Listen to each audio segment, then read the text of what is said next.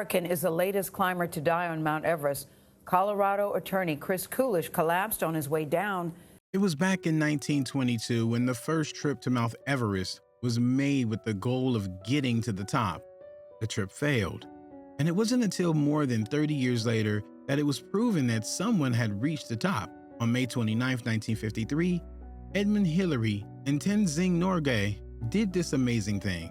Since then, more mountain climbers have reached the top, like the famous Jim Whittaker, the first American to reach the top of Everest in 1963.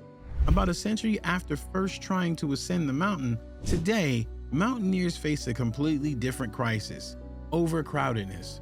The mighty Everest saw an unbelievable traffic jam in 2019. The consequences were dreadful. Before diving into what happened, let's look at some of the events preceding the 2019 disaster. So back in the 1950s and 60s, only 24 climbers made it to the top.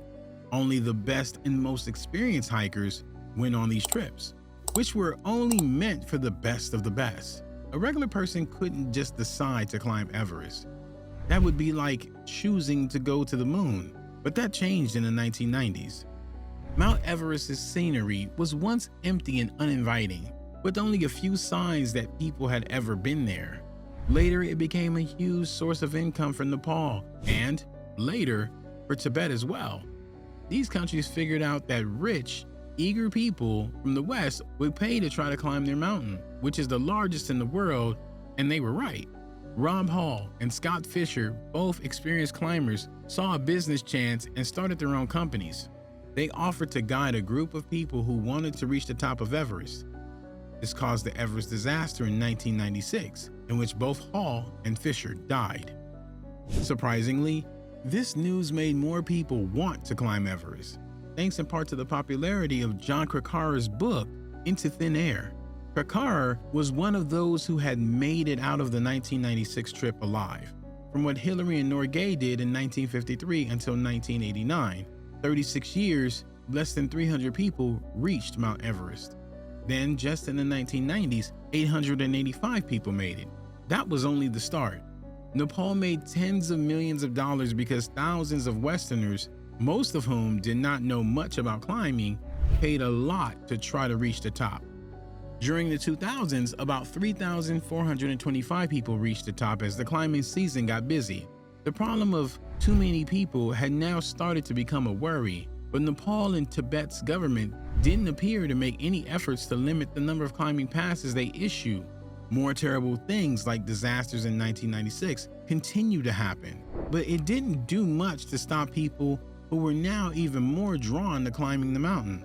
By the 2010s, there was way too much traffic.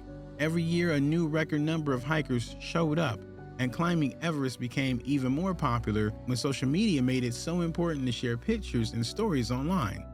By the middle of the 2010s, serious overcrowding had not yet caused a major disaster because there were usually many chances to make a final push for the peak. During the climbing season, different groups left on different days. Most of the time, you could try to reach the peak between 8 and 11 days. But if the weather didn't give them more than one chance, a disaster was bound to happen sooner or later. When about 800 people tried to reach the top of Everest in 2019, the accident that could have happened did happen. For context, if we were to assemble all the climbers who undertook the ascent of Everest throughout the 1990s, the resulting head count would perfectly align with the number of people simultaneously pushing towards the summit in the 2019 incident.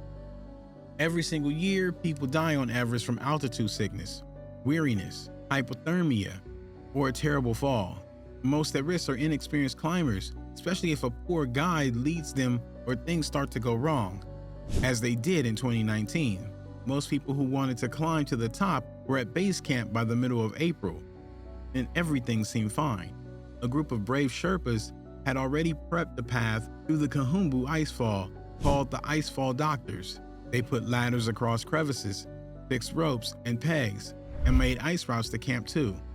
Then, at the beginning of May, the Indian state of Odisha was hit by Cyclone Fanny. Even though Everest is more than 500 miles from Nepal, the storm had it in its grasp as well. Winds and snow hit both sides of the mountain. This set back the climbers a lot. And it wasn't the only problem they had to deal with this year. After Cyclone Fanny's winds and snow stopped, another problem arose. A strong jet stream was found at the top of Everest. This high-altitude jet stream acted as a huge obstacle, interrupting both the advancements of ropes and the ascent of climbers striving to reach the peak, particularly beyond 700 meters. Winds from the jets were well over 80 miles an hour. Before anyone could reach the top, the winds had to be less than 30 miles per hour. During the initial 3 weeks of May, there were brief periods when the high-altitude jet stream calmed down, allowing only a limited number of exceptional resilient climbers to make attempts at reaching the summit. But not every climber made it to the top. The first 2 people to die on Everest in 2019 were Irishman Seamus Lawless and Indian man Ravi Thakkar. About 750 people were still waiting to get to the top. Analysts were hoping for a 9-day window from May 20th to 30th that would let all 750 people join the ascent without it being too crowded. Unfortunately, as the prediction changed, the window started to close, and it looked like the only clear days would be May 22nd through the 24th before the jet returned with the force on May 25th.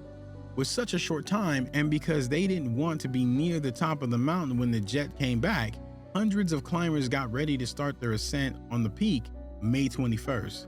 The result of so many hikers, many of whom were inexperienced and heading towards the high altitude for the first time, was absolutely devastating. A long line of hikers stopped in the Deathzone, using up precious oxygen while barely moving. The Deathzone is an area with an altitude of more than 8,000 meters where people can't live for very long, even with extra air. Climbers who stay in the Deathzone for too long will lose important brain and heart functions. Even if they keep going, they can't make good decisions, leading to mistakes like deadly falls. Even the faster hikers who made it to the top on May 22nd morning ran into the crowd on the way back down. Each climber could only clip into one safety line, and hikers had to stay in a narrow path. People going down wanted to go first because they had already reached the top and just needed to get back down, but people going up thought they should be first because they still had to get to the top. Even on the north side of the mountain, where groups aren't usually a problem, about 150 people were trying to reach the top at the same time, which caused a huge amount of congestion. As the hikers spent more and more time in the Deathzone, their bodies started to break down. Most experienced and professional climbers always have something extra they can use, like a level of drive that the normal person who just wanted to get a picture of themselves on top of Everest for their Instagram account probably doesn't have. Also, people who do it for a living know how to save their energy and keep going. As a result, many people who didn't know what they were doing moved very slowly or stopped completely, making the traffic jam even worse. Even if a climber had the knowledge, training, and skills to move faster and wanted to, they had to wait in line. Most of the hikers made it to the top in the end, but many died on the way down. Spending up to 20 hours in the Deathzone instead of the usual 10 to 12 hours on most climbs has to be one of the main reasons. Donald Cash from Utah was one of those guys who spent way too much time in the Deathzone. He reached the top, but soon after, he passed out from altitude sickness and died on the Hillary Step. After that, he was left to rest on the mountain. Nihal Bhagwan, an Indian man, died of sheer tiredness on the way down. After getting stuck in the hikers' crowd, Bhagwan became extremely thirsty, tired, and out of energy. And then, 3 more people died on the way down that same day. In 2019, 11 people died on Everest. 9 of them died from altitude sickness or tiredness when coming down. Christopher John Kulish, a lawyer from Boulder, Colorado, was the last person to die. He reached the top and became the first person to climb the highest peak on each of the 7 continents. He died sadly because he had a heart attack while going down. With so many people trying to reach the top simultaneously, many of them untrained, the number of deaths could have been much higher. Imagine a terrible storm or avalanche in the middle of the Deathzone, while hundreds of hikers were stuck in a huge traffic jam. There's a good reason why it's called the Deathzone. Above 24,000 feet, there isn't enough air for people to live. Mount Everest climbers are required to pay significant fees, often around $11,000 to local governments as part of the expedition process. While these fees support essential infrastructure and conservation efforts, they don't seem to contribute enough to the issue of overcrowding on the mountain. On the northern side, in Tibet, the country only lets 300 people climb each year. Aside from that, little was done to ensure that something like this wouldn't happen again. And the climbing season for Everest in 2023, which is currently going on track to be the deadliest ever. 13 hikers and Sherpas are known to be dead, and 4 more are still missing. Unsurprisingly, the numbers of passes given to hikers keep breaking records every year. We can only hope and raise our voices for the local governments to take the overcrowding factor more seriously. Don't forget to share your thoughts in the comments below. You can check out some of the other videos on the screen for similar content. Ciao.